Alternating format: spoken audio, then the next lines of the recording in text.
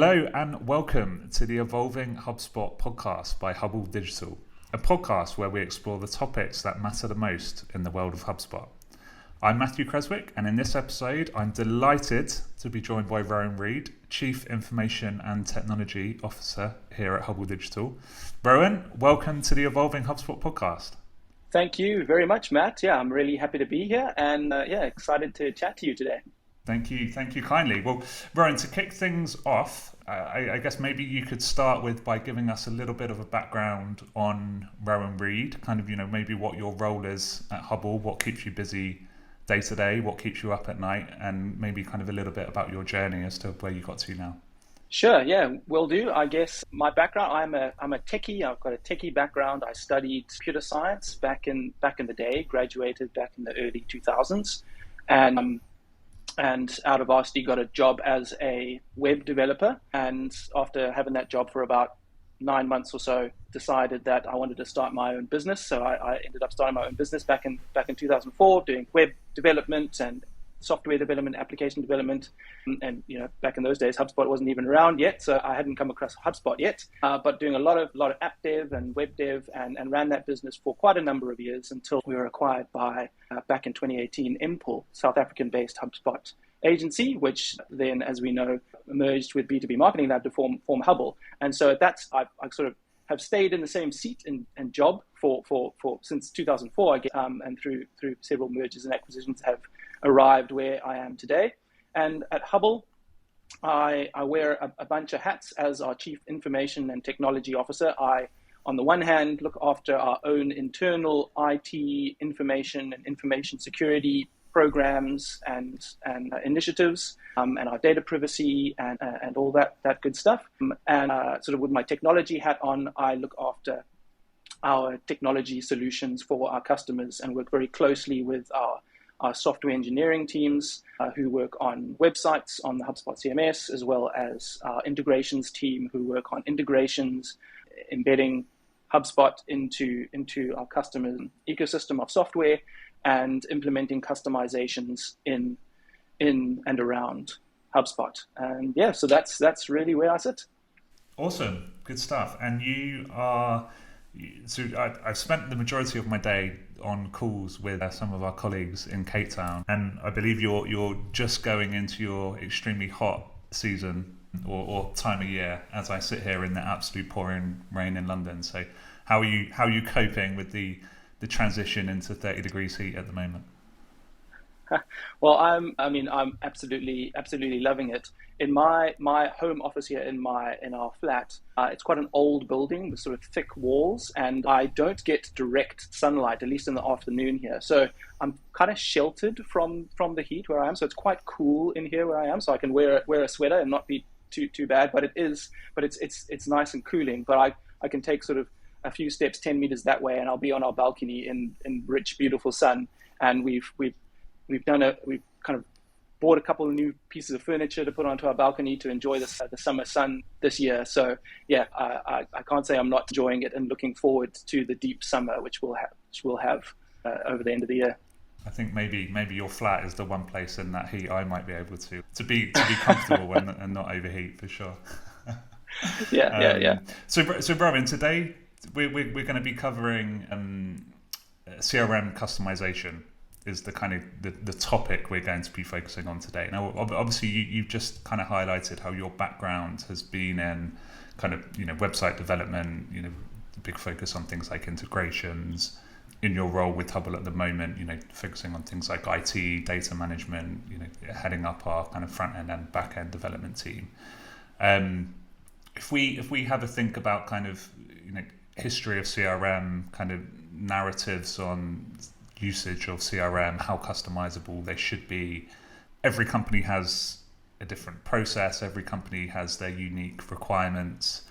Maybe to kick us off, you can kind of give us your kind of overview on how customizable a CRM should be, compared to or in relation to how different companies are using them day to day. I suppose on the one hand, you might say, well, it would be lovely if a CRM, I suppose, or any system didn't need to be customized. And out of the box, natively, it just did everything that your business needed it to do. That would be lovely. Then we'd probably need as many CRMs as there are businesses, because there are, so every business sort of operates differently. So customization is, I think, very important, and I think there's a balance to be had. When considering and looking to adopt a CRM platform, replace one, or adopt one for the first time, you'll be considering a variety of different things in your assessment. One of which will be, all right, well, out of the box natively, how much of my business can be catered for natively here, and hopefully that's a large amount, a majority of it, and anything that can't be, that there's some customization available to extend it to the point that's needed. I guess I often think about customization, and I guess coming back to my technical background, and having spent many years as a programmer, as a coder, you solve problems with code, and being kind of spending so many years as a coder, it's kind of comes to that saying, like, if you're holding a hammer, everything looks like a nail. When you're a programmer, everything looks like a coding problem, a coding challenge. Like, building new software is the solution. And over the years, you kind of go deep into that hole, and then you start emerging from it, and you're like, wait a minute, actually there are solutions to problems here, and customization requirements that aren't code. So I've kind of pivoted to be hyper focused on, well, how can you use systems and things out there without needing to go super deep into customization, and considering other angles for finding something that really works. So yeah, I've kind of had my own kind of unique journey towards how I approach customization and think about it. And I think it's another way to think about customization is to kind of think about, and how you think about your business is how you think about your website. If you're considering building a website for your business, often you'll want to build a unique website that uniquely positions you and uniquely shows how you operate. But there are certain principles that you should follow. If you build a completely unique website, no one's going to know how to browse to it if it's not following the kind of certain standards, where you expect to find a menu, where you expect to find certain content, where you expect to need to click a CTA or things like that. And so there are certain things that you should not really change when building a website. And adopting and incorporating a CRM into your business or any software, I think is very much the same. You really need to think about customization, because too much customization, or customization in the wrong area, is actually going to be detrimental, I'd say, to the kind of ongoing operation and usability of the system or the platform. Awesome. And so I hear, Rowan, you kind of talking around companies in specific scenarios, i.e. they're either moving for the first time onto a CRM platform away from the dreaded kind of Excel sheets or something similar to that, or moving from maybe a CRM for a smaller company up to a CRM that's focused at maybe kind of mid-market to enterprise level, or maybe kind of third scenario is actually kind of moving from an enterprise scale or a large kind of company focused CRM system to a competitor. Now we obviously kind of live in the HubSpot space, so there's always a lot of comparisons around HubSpot and Dynamics and Salesforce kind of being the core three. And you've obviously highlighted the dangers of too much customization. I guess to maybe balance that against the kind of opposite narrative, these companies are all unique, have their their own requirements. So there's obviously a balance against the dangers, against well, actually there needs to be a certain level of customization in order to be table stakes for that CRM to be an option for the companies to use. Is that a fair kind of summary? Yeah, I would say so. I think that there needs to be a certain degree of customization available, such that you can adopt the system to your own unique business processes. Right. The reason why you would want to customize a CRM is to tailor it for your own unique business processes. to enhance user experience, improve your data management, and align the functionalities, align the system to, the industry that you're in, the industry standards by which you operate, and perhaps legal and regulatory compliance issues in the regions that you operate. These are all reasons why you would need to customize your CRM. And yeah, absolutely. When choosing one, you're going to need to find one that offers the degree of either, offers out of the box without customization to meet those needs, like I said earlier, or a degree of customization that handles that need of change for you. I guess a last thing to say there is that the CRM platform is going to grow as you grow necessarily. Like if you are going to require more customization in the future, then ideally you'd be with a platform that is going to grow with you and introduce new things as you grow and require these new things as well. Cool. Okay. And so I referenced, obviously we are, as a HubSpot partner, big in the HubSpot space, which means that we, by nature of our business, come across a lot of companies deciding and comparing and kind of matching these CRM systems up against one another. The kind of, I guess, the biggest match or kind of fight or comparison we tend to see is HubSpot against Salesforce, whether that's kind of a company moving on to one of those platforms from something like Zoho or kind of a smaller company, or whether it's a company looking to move from Salesforce to HubSpot, maybe for cost saving or feature enablement or this kind of thing. How do you these two CRM systems, HubSpot and Salesforce, have kind of come from two very different places, especially within the when we're talking about customization, come from two very different kind of narratives and kind of standards. Where do you see the kind of difference in them, and maybe in terms of kind of where they've come from and how they set themselves up at the moment? Well, Salesforce has been around longer than HubSpot. So, Salesforce, I think, kicked off in the late 90s, more on a sort of with a focus on the sales side and CRM side from the beginning. And from the beginning, I think prioritizing customization and targeting enterprises with kind of complex needs. And from the very beginning, both offering kind of deep customization, but also kind of requiring technical capability to leverage that. And so has been at that since, like I said, arriving in sort of 1999, and since then growing. HubSpot, on the other hand, sort of coming into the picture, I think probably 5 or 6 years later, more focused as a marketing tool, and then gradually expanding into CRM. So I guess those are the two differences where they come from. And HubSpot taking a more, I guess, gradual approach to introducing customization, and focusing more on sort of user friendliness and accessibility and that kind of thing.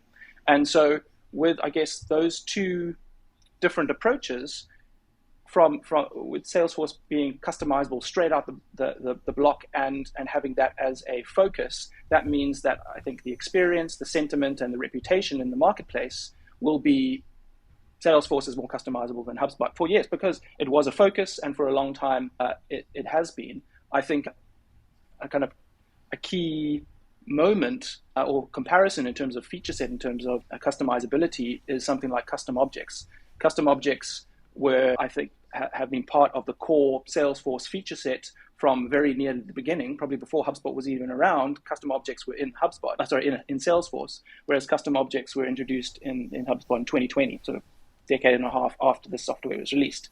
That's a fundamental piece of custom functionality that any CRM should have, and when they get that, that's going to be sort of a watershed moment for more customization thereafter. And so with HubSpot's kind of gradual inclusion, and I would almost say careful inclusion of customization to maintain that user accessibility and friendliness, that careful consideration and bringing in of customization features like custom objects and the plethora of things that have come since then, have meant that whilst they've been able to kind of maintain that usability and that reputation of a quick and easy tool to adopt, that has come at the cost of being seen as less customizable. And when nowadays there are huge amounts of customization available both to developers, but also what's really important is to non-developers as well. There's a I would say even more customization available, and powerful kind of low code, no code style customizations available to non-developers as well in HubSpot, which I think just through the reputation and their success in one area has led to the perception that they kind of fall further behind than what they really are compared to the likes of incumbent like Salesforce. Yeah, interesting. And from what you're saying, Rowan, kind of the description of HubSpot kind of,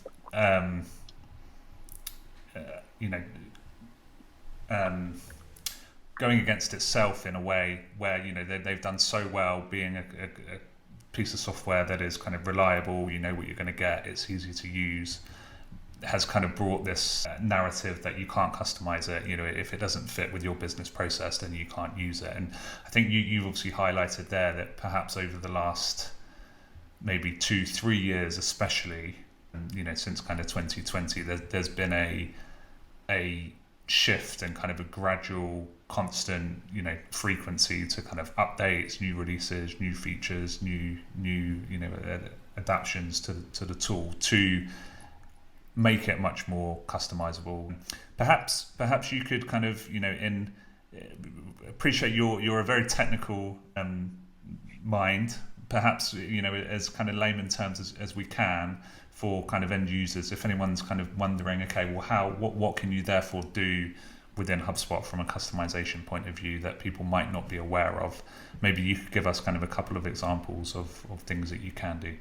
Sure. Okay. So, I mean, HubSpot, there will be all of the standard customizations that have been around for a long time, and you would expect of any CRM: user roles and permission customization and dashboards and being able to customize email templates and set up workflows and set up custom reports and all that kind of thing. So that's all there, and I think most listeners will be familiar with many of those things. Since custom objects and custom properties coming around, those are some of the newer ones. I think more there's a lot more detail coming in around customization of access to certain data, access to certain fields, being able to turn them on and off, who should be able to edit, who should be able to see, that kind of thing. HubSpot is, and we heard it. It was a focus at Inbound this year.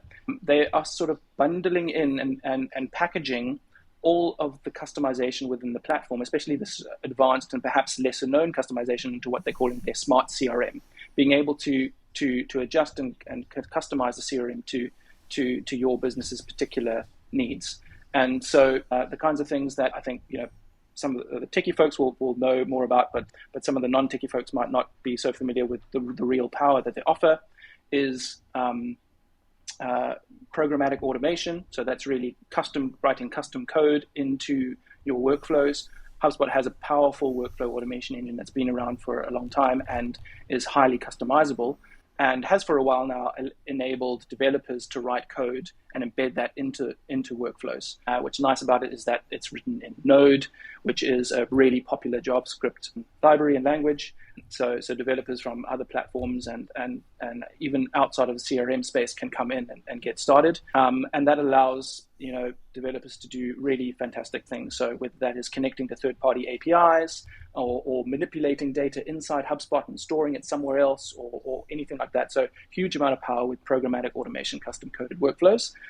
HubSpot has and this is, I guess, not so much news, but it has for a really long time had a really broad set of very capable RESTful APIs, which is fantastic, allowing developers to push and pull data in. You can manipulate almost all of the data inside HubSpot, and it's a nice modern RESTful API. A lot of existing systems that have been around for a long time, their APIs tend to become muddled and using old technologies such as SOAP and things like that. So having that to fall back on is fantastic. Then I'd say kind of some of the newer items that are perhaps lesser known is the user interface customization. That's been something that I think has been needed for a long time and has been introduced, both from a no-code perspective, so being able to customize the interface of certain CRM records, whether it's contacts, deals, or even custom objects, being able to customize that interface based on the user profile, who's looking at what. You can customize different pages within HubSpot without needing to do code, and ensuring that people with different user roles and permission sets are able to see and interact with what they need to in the CRM. And then over and above that, we can do further UI customization with code as well. So we're able to, again, use a programming language called React, which is another JavaScript programming language, and that is also really popular in the general development community at the moment, so which is fantastic. Rather than sort of a proprietary language or something really unique to HubSpot, they've chosen to leverage React, which is fantastic. That means that you're going to be able to find people to be able to build in HubSpot and have a foot up, even if they haven't worked in HubSpot before, which is fantastic. And in that way, you can build using kind of available components that you can place and then wire up to back-end serverless functions. You can interact with your data within HubSpot, interact with data outside of HubSpot, and present that all natively in the UI within HubSpot. And this is not using sort of primitive things like iframes and iframing third-party servers in there or anything like that. It's all built in HubSpot, secure, and completely customizable. And that is really a game changer. That means that you can represent data that's in HubSpot however you would like to represent it. If it makes one sense to be representing this data in a graph for one user or representing it in a table for another user, you can do that. If they need to interact with the data differently, they can. It's all available to you within HubSpot. And to support that, you're able to build out and visualize your data model within HubSpot. HubSpot, the CRM, comes with its own standard entity relationship model, and with your contacts being related to your companies and contacts and companies related deals and your tickets and all of that. That's your standard ERD. That is available to you within HubSpot, and you can visualize your particular portal's ERD. And as you build on new custom objects and bring that in to introduce certain uniqueness around your business and things like that, you can visualize that as well. And off the back of that, HubSpot offers, for developers at least, a GraphQL interface into that data. And that is essentially a tool to be able to perform base style queries into your data within HubSpot to surface that data quickly and easily, so you don't need to make a bunch of API calls, and you can quickly and easily surface data for reporting and even feed that back into the customized user interface. So, and a lot of these things only came out, over the last, like you were saying, since custom objects over the last few years, essentially unlocking, and providing the keys to all that customization that has been so long sort of in the consideration stage in HubSpot. And I would argue whether there is much more than that. I think we can go a lot deeper and perhaps a bit broader in terms of customization. And I have some thoughts around future trends, but this is really the core tools that are needed to customize CRM in whichever direction a business might find themselves operating in a unique way. Amazing. So you covered a ton of info there, Rowan, in terms of the level of customization, the different areas, the different capabilities and functions, or opportunities maybe is the right word there. The one that you touched on regarding the React development and being able to customize the UI of HubSpot, kind of, for me, maybe swept under the carpet is probably the wrong term, but maybe didn't get kind of quite the traction and kind of promotion we'd maybe have expected at inbound when this kind of release was announced.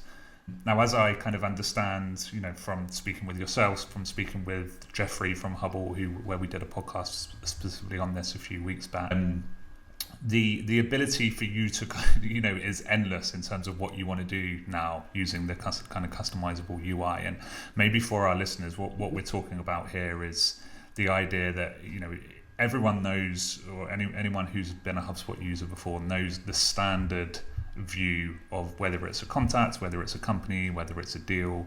You kind of have the left-hand sidebar, which is your information on your object, particular properties you want to view, particular pieces of information you want to view.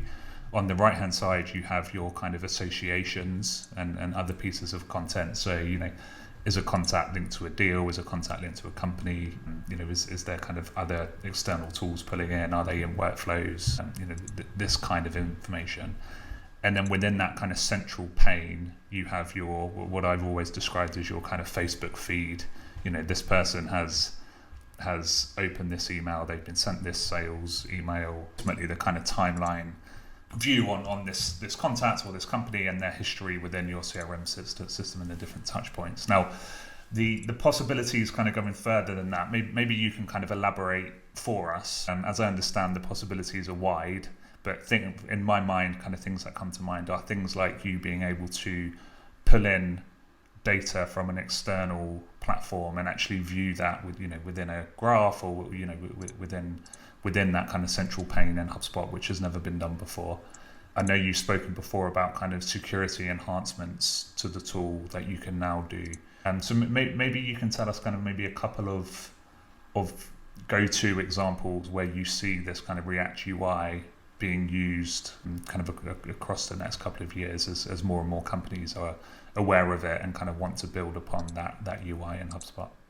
Yeah, I mean, I think, like I said, I think some of the most useful application of it is to provide access to the same or similar data in a way that makes more sense for that particular user. So I think that's going to be kind of really, really important.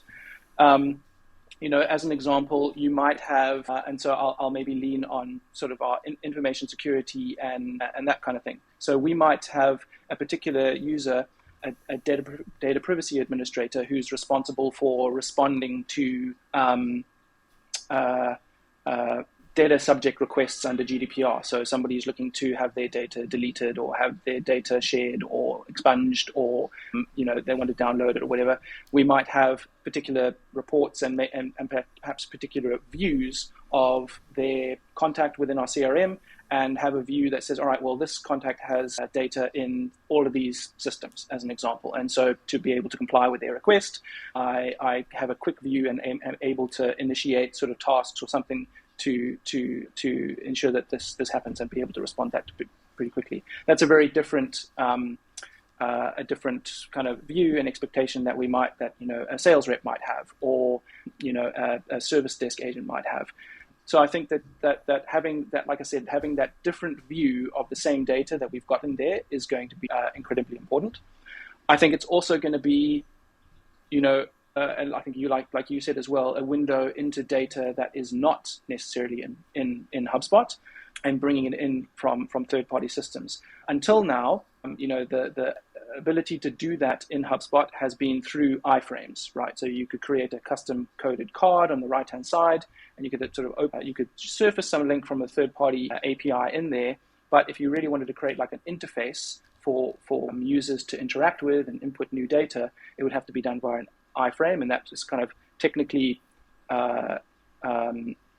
you need to set up an external web server and all that kind of thing to get that sorted. So that's difficult. Being able to create all of that UI interface within HubSpot and then get that to feed data outside of HubSpot is fantastic. So whether that's data that you shouldn't be storing in your CRM, perhaps there's data that's governed by perhaps it's sensitive data that you shouldn't be storing in HubSpot. Perhaps it's health data or something like that. You can now bring the interface in front of those users such that they can capture that data, but ensure that it's not actually stored in HubSpot, perhaps surfaced in HubSpot, or at least guided to where they can find it. So I think we're going to see a lot of use of that, both from kind of bringing that central view of a customer, of a customer, and bringing in data from external, and like I said, shedding new light on existing data so that different people can do their jobs more quickly and efficiently. All right. Now you've mentioned the last couple of years with HubSpot, Rowan, since kind of custom objects has been introduced, the amount and the volume and quantity of updates and tools and features that have allowed companies to customize HubSpot more and more and more. I guess if that was 2 or 3 years back and kind of 2 or 3 years of updates and adjustments to the tool, what does the next 2 or 3 years look like for you? Well, I think, we're definitely going to see, I hate to say it, but we're definitely going to see the further incorporation of AI. I know AI is probably spoken about on every podcast since the beginning of 2023. So I suppose we couldn't chat about AI at least once a year now. But I think we're definitely going to see in HubSpot and other CRMs the further incorporation of AI, right? So in ways that we could consider right now, and in other ways that we probably couldn't even think of right now. But invariably, AI coming in there to kind of automate the work that people are doing, the thinking that people are doing, and allowing them to, whether it is operating their CRM or even configuring their CRM very quickly, and to best practice and leveraging the wealth of knowledge that's out on the internet. So definitely further incorporation of AI. I think that we're going to see kind of further adoption of kind of voice and conversational user interface, so kind of natural language interpretation, and then leveraging things like AI behind the scenes. So I think we're going to see further incorporation of that kind of functionality. We're seeing that with ChatSpot as well. ChatSpot is as much a natural language interpreter as it is an AI tool, and so I think we're going to just with the combination of AI and its accessibility being through chat, those are two different things that have come together to create what a lot of people envision as AI and the way that we'll interact with AI, and it's working well. So I think that we're going to see more and more voice and conversational style user interfaces, whether they're plugged into AI or not. And like I said, to interpret those instructions, and whether that is for operating HubSpot or whether it's configuring it and other CRMs as well. So I think we're going to see that too. That's going to be a way to speed up work. I think we're going to see more kind of no code and low code customization options out there. There's a lot, and HubSpot shows that there's a lot that can be done without code.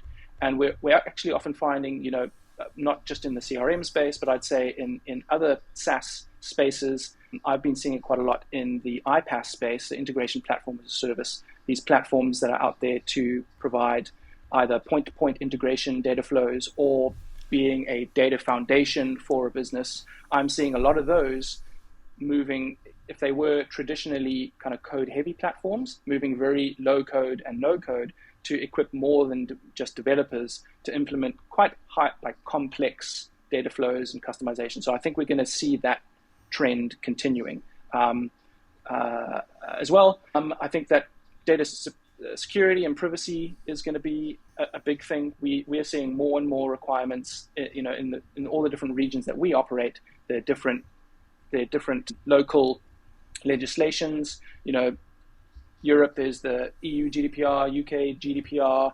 Here in South Africa, there's POPIA. In Singapore, there's PDPA. And the US, there's the CCPA and other kind of emerging privacy legislation. Like, it's all the same and it's all different. And I think we're going to see a lot of customization around that because, again, every business is going to need to be operating against one or more of those, and how they do business is going to be slightly different again. And so they're going to need that customization. And we're only seeing that becoming kind of more and more stringent, more and more fines, more and more data subjects exercising their rights. So I think there's going to be a lot of customization around that. And then I think in HubSpot in particular, like I said, I think that the customization, like the checklist of customization options is getting quite full now at HubSpot. I think they're going to go deeper into the customization that they're offering. More and more, if we get technical a bit, the UI customizations that developers can do in HubSpot are based off what are called private apps in HubSpot. Private apps is what you can essentially build code and write code to host it in HubSpot behind the scenes to power your UI and power things in HubSpot. And we're going to see, I believe we're going to see that grow out even further. So more and more code and deep customization is going to be able to be pushed in via developers, and more customization of HubSpot as a whole without the need of deploying it on third-party servers, deploying third-party middleware. More and more of that capability is going to be directly under the hood in HubSpot in particular. Okay, thank you, Rowan. That was a ton of very useful, very insightful guidance and information on, obviously the customization of the future of CRM, not just HubSpot, but how these tools are going to be used maybe for the next few years. To bring us to a wrap, to bring this podcast to a close, first of all, thank you for joining us. Perhaps we can kind of bring this to an end with one last question of, if you're a CRM leader, if you're a marketing leader, a sales leader, a technology leader, kind of coming together and kind of considering which CRM platform, be it HubSpot, Salesforce, Dynamics, plus multiple others, what kind of considerations or advice perhaps would you give a leader in this space currently in a position where you're thinking on and comparing and analyzing perhaps which way to go and which way not to? I would say that you should be coming in with an open mind and consider that be introspective about your business. Every business is unique, and things that make businesses unique, are reasons why they succeed. But there are also reasons why businesses are unique that are the reasons that they fail. And sometimes the reasons that businesses do really well is that they do the same thing that every other business does, but they do it really, really well. And so I think when you're going into a platform and considering what you're going to use, think as much about the platform and can it do what you need, and is it customizable enough to meet your needs, but do as much thinking about your business and the way you operate, and are all your unique reasons for being unique good reasons? Because the opportunity to adopt a new system is also an opportunity to change and kind of stand on the shoulders of giants, really. Yeah, so I think that's how I'd approach it. All right, awesome. Well, I think a lovely and a nice way to wrap up this podcast. So, Rowan, thank you again for joining us. And to our listeners, thank you once again for joining us and for all your support and liking and sharing and pushing the Evolving HubSpot podcast further. But Rowan, once again, thank you for joining us on the Evolving HubSpot podcast. Thanks very much. It's been a pleasure.